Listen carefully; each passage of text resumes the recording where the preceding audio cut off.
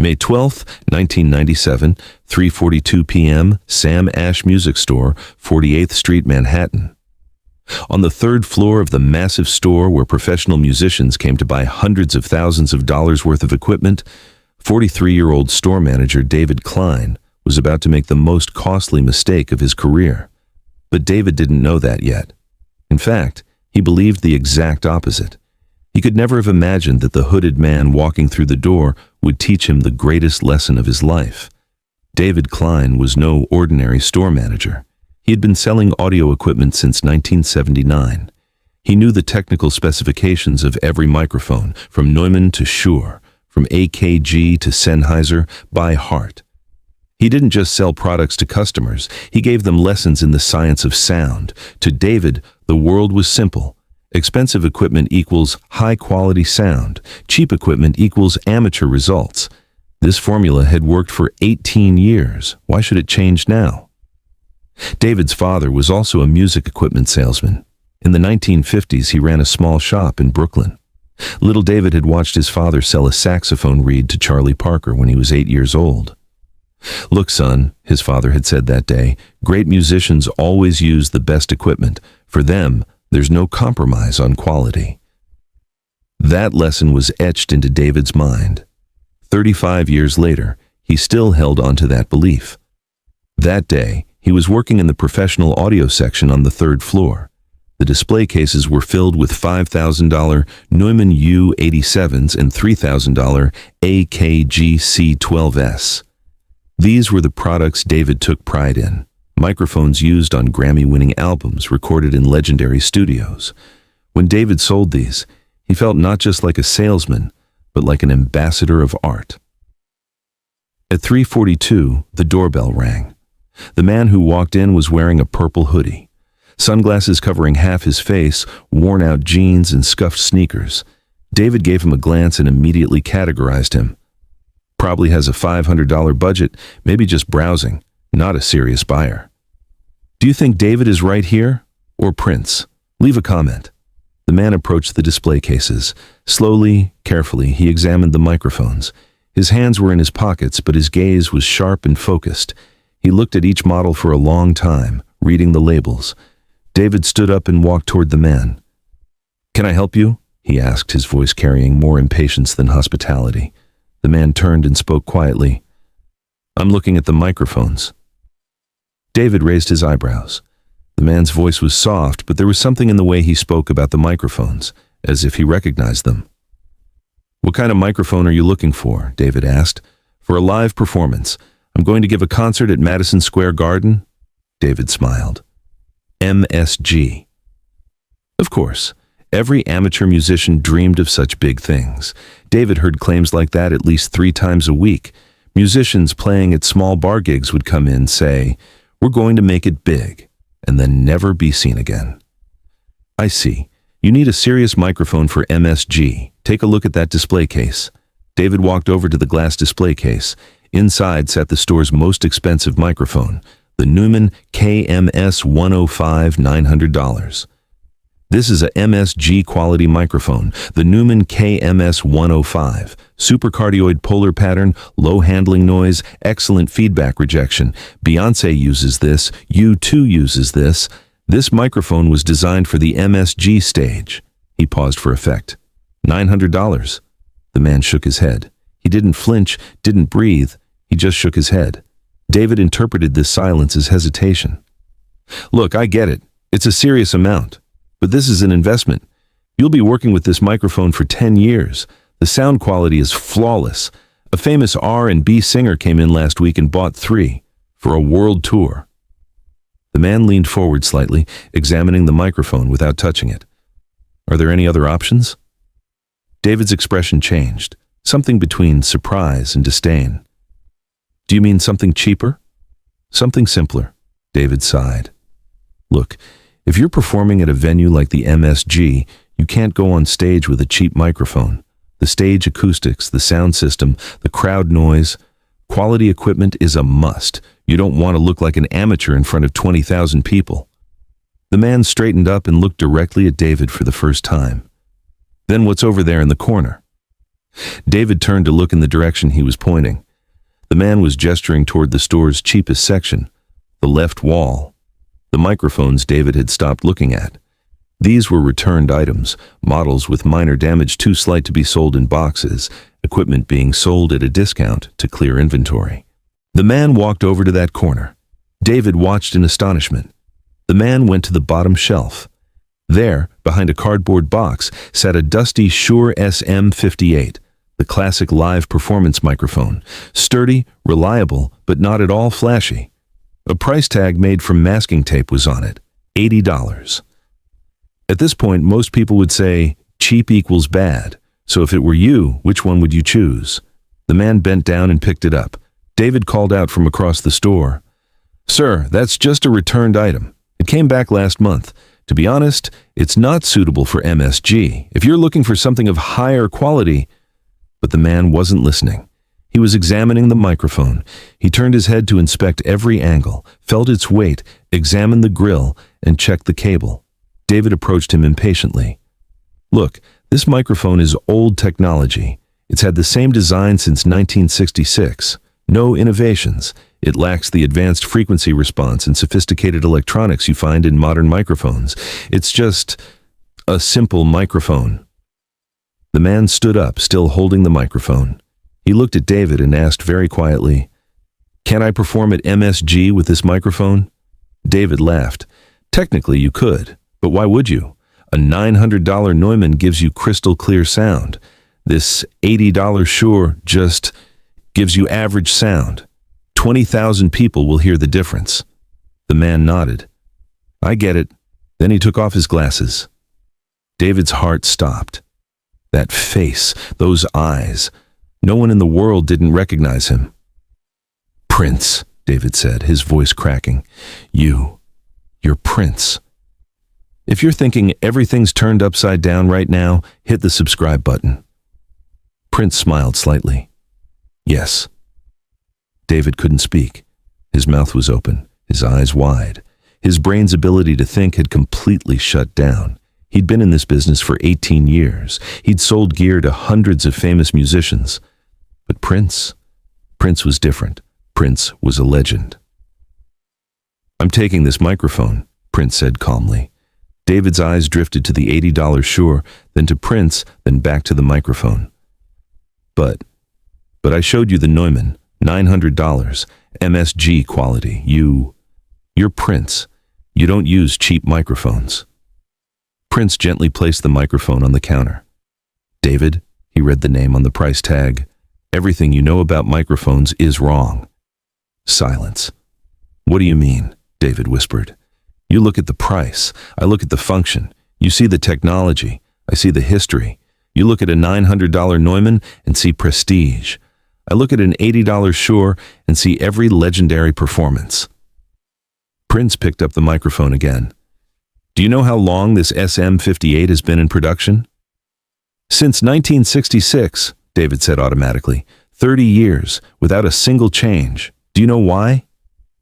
David shook his head. "Because it's perfect. This microphone was used by Bob Dylan. The Rolling Stones used it. Michael Jackson used it. Every rock legend, every soul singer, every punk band used this microphone. And you call it average." David's face flushed. Prince continued, "You said a $900 microphone produces crystal clear sound, but clarity isn't always good. Sometimes sound needs character, warmth, soul. The SM58 provides that. Its frequency response isn't flat, but that's why it keeps the vocals up front. It won't get lost in a crowd of 20,000 people." David just listened. In his 18-year career, no one had ever lectured him on sound technology. Now, Prince, one of the world's most famous musicians, was giving him a lesson on microphones. "So why is it so cheap?" David asked in a weak voice. "Because it's mass-produced, because the design is simple, because there's no patent protection, but cheap doesn't mean low quality. This microphone will keep working if it falls from a 2-meter height. It'll work if it falls on an icy stage. It won't break even after 40 years of use. Can your $900 microphone do the same?" David shook his head. "No." "That's exactly why I'm buying this." Prince pulled out his wallet. He placed a $100 bill on the counter. $80, keep the change. David took the money but couldn't speak. Prince grabbed the microphone and walked toward the door. Then he stopped. He turned around. David, I want to tell you something. May 15th, Madison Square Garden. I'll be on stage with this microphone. A front row ticket is waiting for you. Come and watch. Maybe then you'll understand. What? David whispered. Equipment doesn't perform. People do. The doorbell rang. Prince left. David stood alone, staring at the box of that $80 microphone. Had he been selling the wrong things for 18 years? 2 days later, an envelope arrived in David's mail. Inside was a ticket for Madison Square Garden. May 15th, 1997. Front row, center section. From Prince. And a note. David, I'm planning something special for you that day. Bring the microphone. P. David took the ticket and cried. In the days that followed, David found himself acting differently while working at the store. When a customer came in and said, I want the best, he no longer automatically showed them the most expensive model. He'd pause, think, and ask questions. How do you make music? Where will you be performing? His assistant Jennifer noticed this. David, are you okay? You'd usually show the Neumann right away. David told her the Prince story. Jennifer's jaw dropped. Prince came here and bought an $80 microphone, and he invited me to MSG. Are you going? Of course I'm going. May 15th, 1997, 7:30 p.m. Madison Square Garden. David Klein sat down. His heart was racing. There were 20,000 people around him. Everyone had come to see Prince, eager to witness one of history's most iconic performances. But David was expecting something different. He was expecting that $80 microphone. Jennifer and her husband Mark were sitting in the seats next to him. David had invited them too. You have to see this, he'd said. It's going to be life-changing. The lights went out. The crowd went wild. Prince took the stage, a purple suit, a guitar, and in his hand, that Shure SM-58. David held his breath. He looked at Jennifer. There it is, the $80 microphone. Jennifer watched in amazement. Prince brought the microphone to his lips. Good evening, New York. His voice filled the arena, not crystal clear, warm, full of character, human. 20,000 people heard that voice and screamed. David's eyes welled up. For the next 3 hours, Prince sang through that microphone. Ballads, funk tracks, rock songs. With every note, every word, that $80 microphone worked perfectly. No feedback, no distortion, just Prince's voice, pure and powerful. During Purple Rain, Prince held the microphone with both hands and sang with his eyes closed. The arena fell silent. 20,000 people held their breath. The sound coming from that $80 microphone was so emotional, so powerful, that David saw the people around him crying. Jennifer was wiping away her tears. Mark was nodding his head, eyes closed, lost in the music. During Kiss, Prince tossed the microphone and caught it, spun around, and danced. The microphone fell and hit the ground. David flinched, but Prince picked it up and kept singing. There was no problem. It was still working perfectly. David wondered, could the $900 Neumann have withstood that fall? During 1999, Prince turned to the crowd. New York, sing, he said, extending the microphone toward the crowd. 20,000 people sang along. That microphone captured every single voice. Perfect. When the concert ended, David was standing and clapping, tears streaming down his cheeks. The 20,000 people around him were doing the same thing, because they all understood the same thing. Equipment doesn't matter. Talent does. After the concert, David was invited backstage. Prince was there, a towel around his neck, tired but happy. He still held that SM-58 in his hand. Thanks for coming, Prince said. David couldn't speak. He just nodded. Do you understand now? Prince asked. Yes, David whispered. For 18 years, I've been selling people the wrong thing. No, Prince gently corrected him. You sold them equipment. That's not wrong. But you didn't tell them this. Equipment doesn't make you a musician. Practice does. Passion does. Discipline does. Prince handed the microphone to David. "Take it. It's yours." David looked at him in astonishment. "What?" "This microphone. It played in front of 20,000 people today. Now it's yours. Take it to your store, put it in the display case, and tell every customer this story." David took the microphone.